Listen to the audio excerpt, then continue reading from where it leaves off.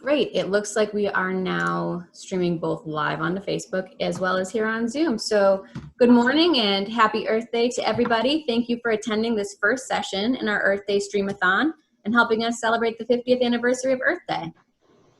My name is Danielle Salisbury, and I'm a resource educator at Cornell Cooperative Extension, Dutchess County, and I'll be your moderator today. The Cornell Cooperative Extensions of the Hudson Valley are excited to bring you this virtual programming. And if you would like to learn more about the programs that we talk about today or about what is going on with Cornell Cooperative Extensions, please check out our website or our Facebook where you can find more information. A little bit of housekeeping before we get started. If you're attending with us on the Zoom, you are muted, but you can contact us via the chat box. You can find that located on the bottom of your screen in a button that says chat. If you open that up, you have a few options. You can send your message to all panelists, which will just go to myself and Michelle. Or if you'd like it to go to the entire group, you can click on all panelists and attendees. I will be monitoring the chat box here in Zoom as well as the chat box on Facebook Live for if you have questions. I will be reading them to Michelle as we go along. So please feel free in whichever method that you're watching, please feel free to join us and enter those comments in the box. And so now I think that's all the housekeeping for today. So I will turn it over to our first panelist of the day. Michelle Gluck is a resource educator here at Cornell Cooperative Extension as well. And she's going to talk to us today about single-use plastic and how it's not fantastic. Awesome. Happy Earth Day, everyone. Awesome you can join us, as Danielle said. I hope you're all safe at home. And it's while we're doing this programming. So yeah, this is my first Facebook Live and live Zoom event. So I'm excited to see how it goes and excited for the rest of the day. And yeah, it's great to see so many participants. I can see how many are on Zoom, so I don't know what's happening in the Facebook world right now. But this is an issue near and dear to my heart, and it's a very important one for both human and environmental health. And I wanted to share just with our Dutchess sub-campaign, our Dutchess County Single-Use Plastic Pollution Prevention Campaign. It's all about community education and learning together to strengthen our collective impact. Behind me, I hope you can see our display board that our No Child Left Inside educators collaborated with us to create. The whole purpose of this was to do like tabling at community events, which of course we haven't been able to do this spring, but it's great to be able to share it virtually until we can pick things up again and be out there in person. So I definitely want to make this as interactive and engaging as possible and kind of more informal. So feel free to comment, as Danielle said, post questions as we're going through the information. I wanted to start out by just explaining what are single-use plastics. I'm sure many of you are familiar with some, if not all, of these items, as they're pretty common. But they range from plastic water bottles, various plastic straws, plastic cutlery, different types of takeout containers, plastic food packaging, film plastics such as garbage bags, produce bags, and then film packaging as well. So if you get a shipment, like the plastic bubble wrap and that sort of plastics.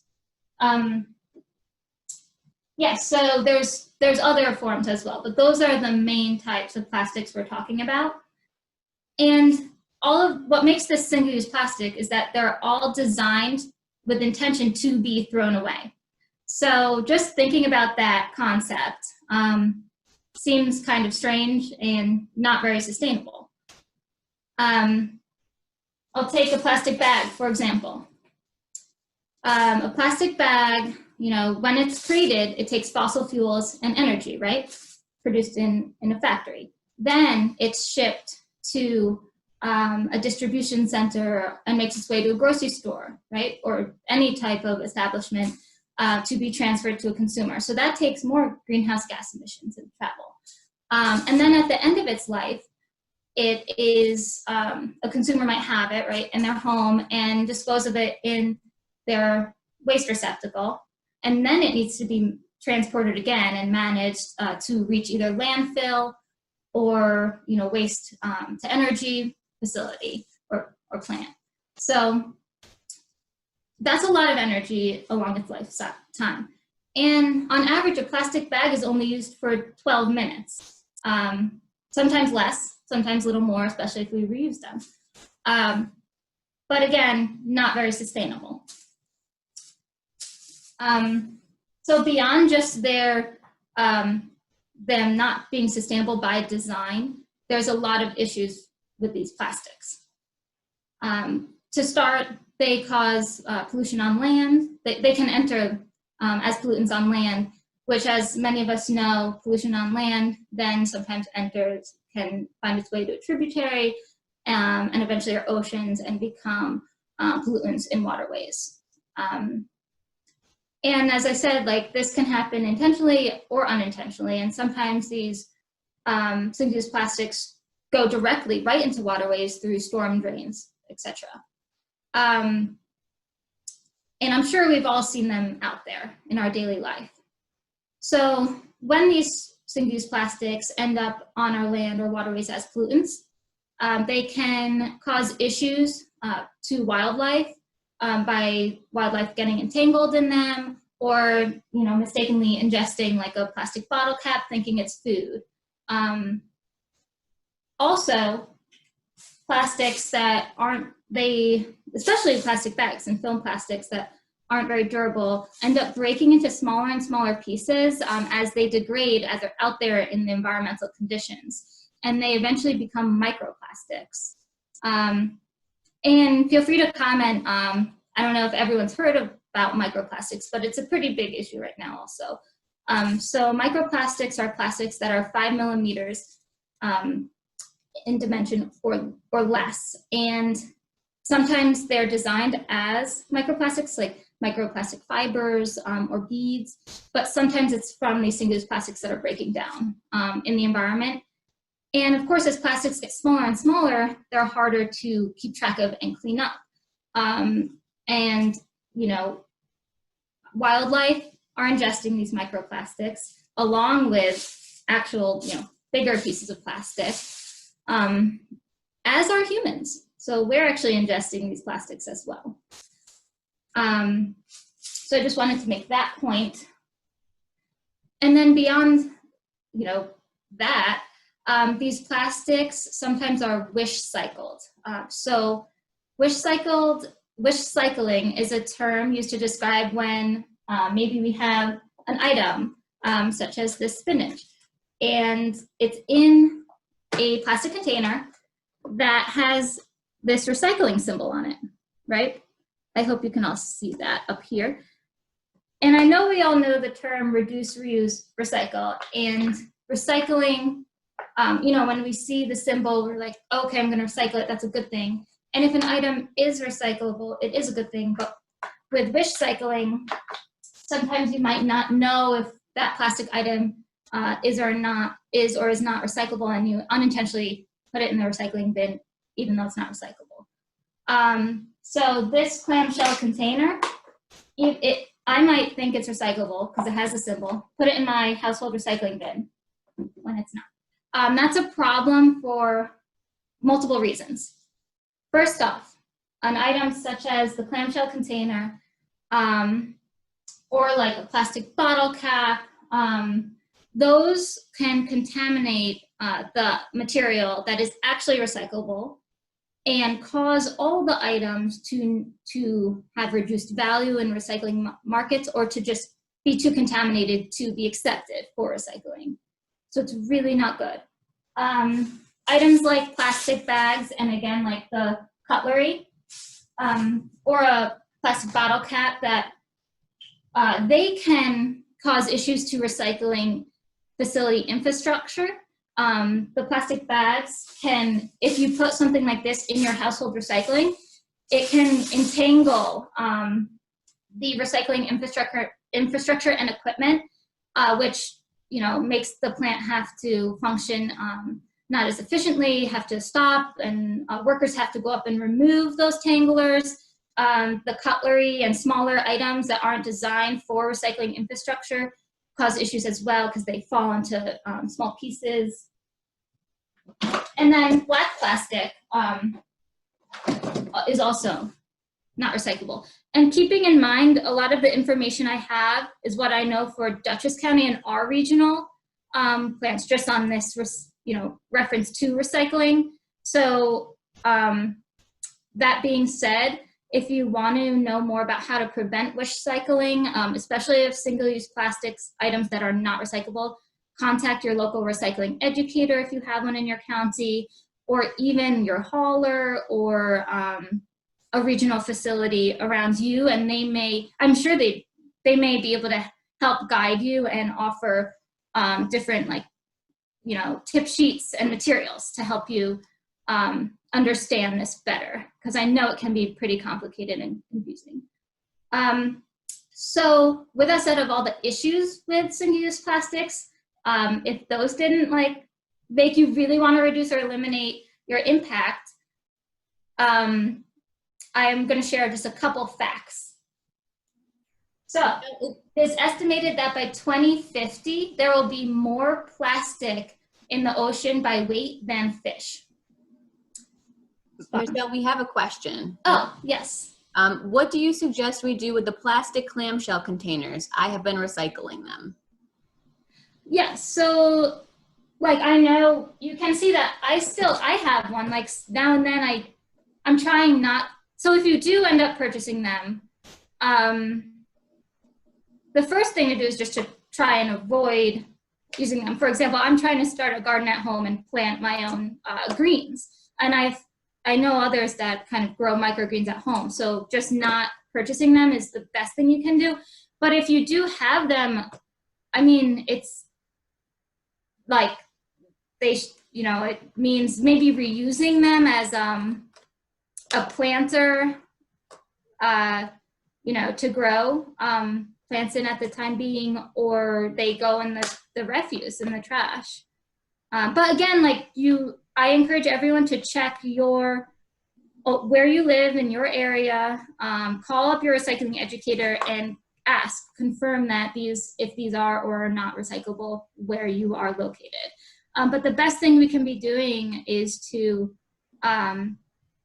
either try and buy greens in a recyclable, a different type of item that is either recyclable, or try and grow microgreens at home. And yes. Another person said, yes, they make great Tupperware and planters. Mm-hmm. Yeah, so just try and reuse them and figure out an alternative. And that alternatives are happening at a larger scale too, with, so it's kind of ground up, and then also at a larger scale, suppliers working on supplying different systems and products.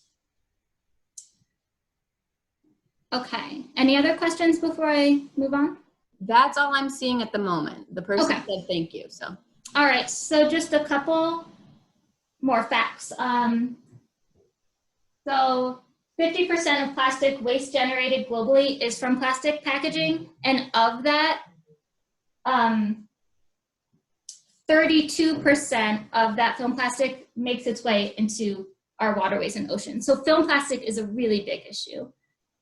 So I just wanted to make that point.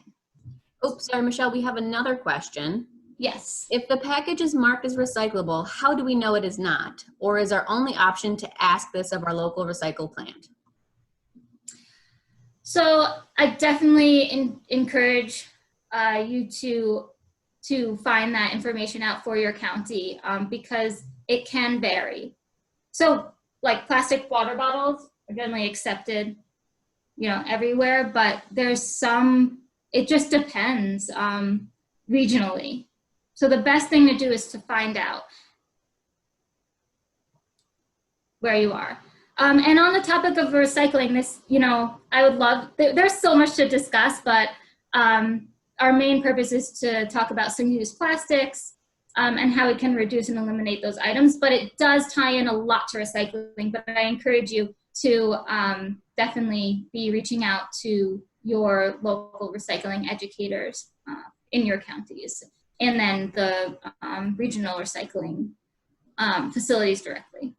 And we have another comment that says, if we stop buying the greens, we are not supporting farmers. Right, yeah. Again, this is a tricky thing. It's kind of what can, so I know every issue there's a substitute. I mean, if there are sometimes options to buy greens in a different container, but like if you want to, it's all about your individual choice and, you know, making that decision. But I agree, it's just a tricky thing right now. Keeping in mind also there's other produce that doesn't come in plastic packaging, like big heads of lettuce and that sort of thing. So yes, another person said, couldn't we simply buy greens that are not in plastic? Right, and again, this is not something that's going to be solved overnight, but it's all being figured out longer term. So Thank you. Unless there's anything else on that, and we can maybe have a post, you know, discussion about it too and follow-ups. But I thought we could move into kind of strategies. Oh, support local farm stands. There is a list on cceduchess.org for those of you who are looking to buy greens that are not in plastic. Local farm stands are a great way to do that. And like I said, again, there's a list on cceduchess.org. Yeah, so we can still be supporting local farms and buying produce directly where we can. And this is all about doing what you can where you are within your ability. Exactly. Thank you. Yep. Okay. One last fact I'll share before moving on is that I mentioned the microplastics earlier. On average, a person consumes 5 grams of plastic per week, equivalent to the weight of a credit card. So just wanted to share that fact because it's kind of could make an impact for us all.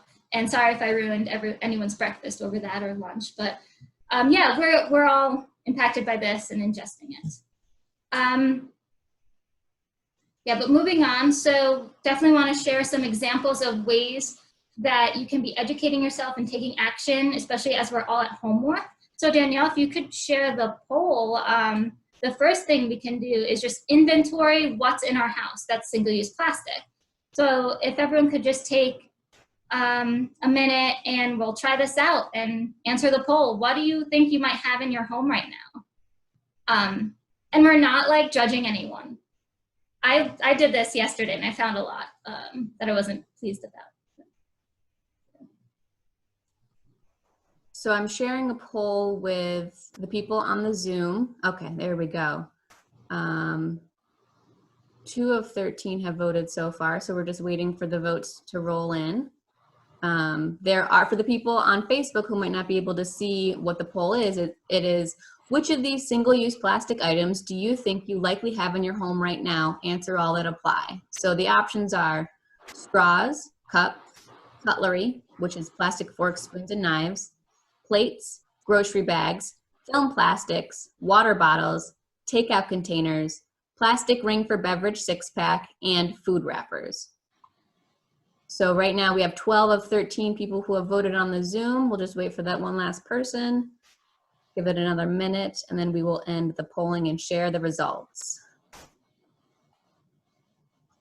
All right, let's see. All right, so we'll end the polling now. Yep. Sharing results. Michelle, are you able to see those results? Yeah, so I can share. So it looks like our biggest single-use plastic culprit is grocery bags. And then some of us have single-use plastic cups, some cutlery, some film plastics, takeout containers, some water bottles, and straws. So we have at least one of each of the items. The lowest was plastic plates. So as we can see, we all have these items, or a lot of us have these items at home. So the first thing I suggest everyone doing is just inventorying what's in your home, making a plan. Like, of course, yeah, use up what you have, maybe make sure it's disposed of properly. But inventorying is a great way just to get that baseline assessment. If you want to do a deeper dive, I suggest you do a waste audit.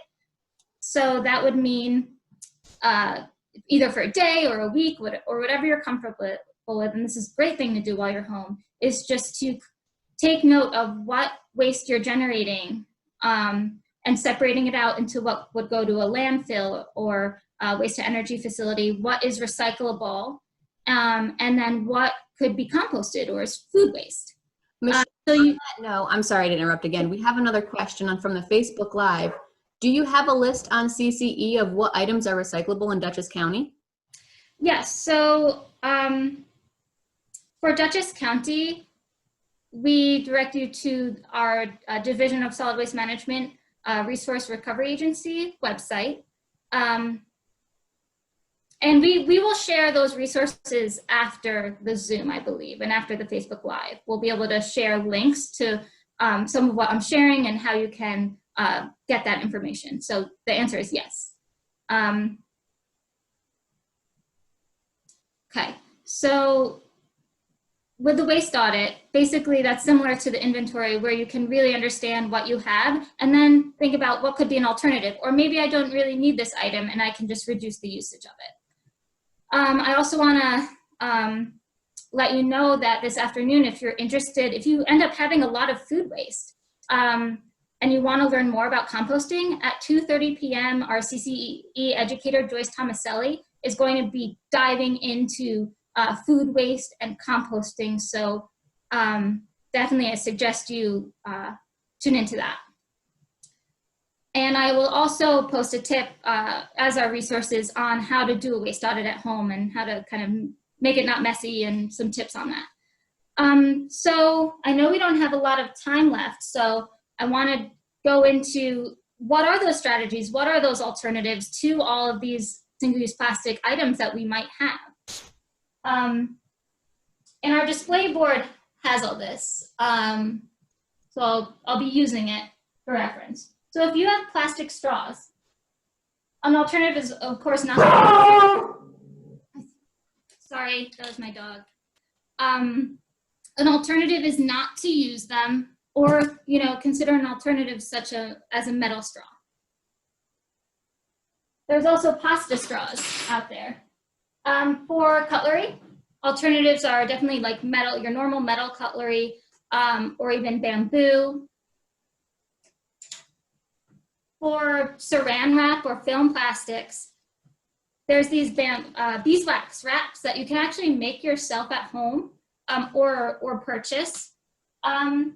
Or consider just using a Tupperware instead, a durable Tupperware. So there's like metal examples, or glass.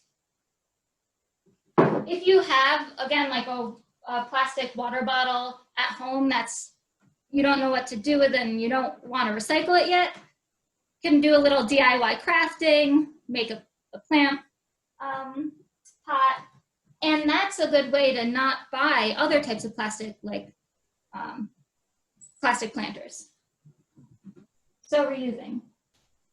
Also, a lot of us are at home, so we can be maybe experimenting with making your own foods, like your own bread, or I recently made granola. So instead of buying it in that plastic packaging, you can try and make it yourself and reduce the packaging you're bringing into your home. Another idea we have is, as I mentioned, these plastics cause pollution on land and waterways. So while we're all at home, I know I've been noticing more people out and about and walking. One suggestion is to do a social distance Earth Week cleanup. And that way, if you see like a plastic Gatorade bottle on the ground and you're removing that and then recycling it appropriately or disposing of it appropriately, you may be preventing that from entering a waterway and then making its way into the ocean and causing more pollution. Again, If you do choose to do a social distance cleanup, we encourage you to abide by New York State and CDC issued social distance guidelines. Wear gloves, wear bright colors, be seen. So just do it safely if you do it.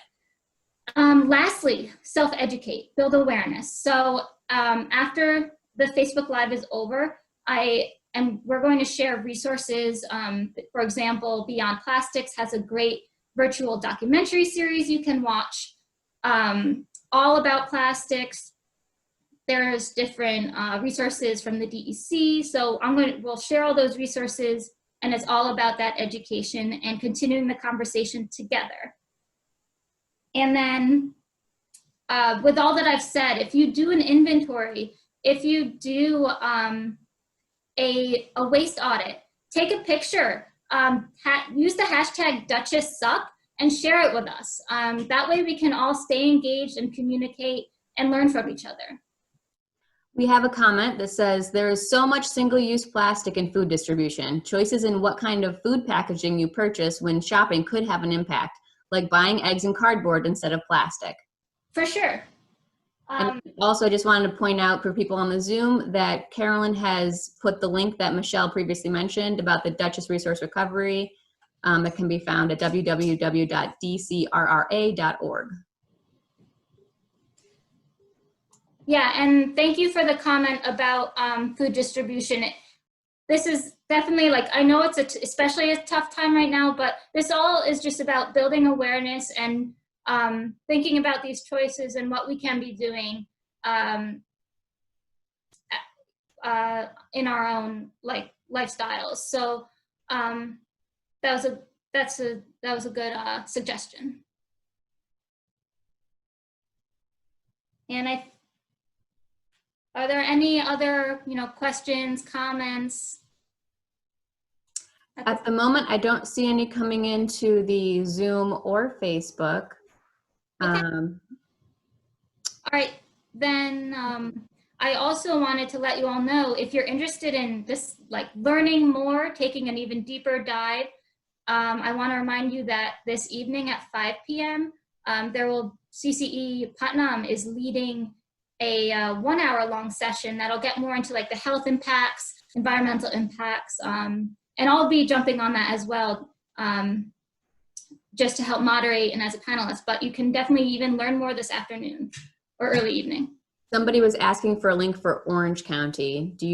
Would you happen to be able to provide that maybe once the video is posted on Facebook? Yeah, so I would say that when this is, when we end the Zoom, we can go through the comments and questions, and we'll share all the relevant resources that we're able to. Fantastic. Yeah. Cool. Well, thank you very much, Michelle.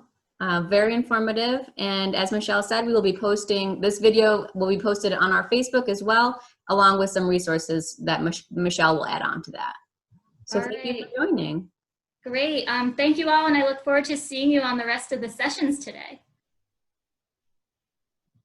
Yeah, and thanks, Danielle, for helping moderate and everything. You're welcome. All right. Bye, guys. Bye.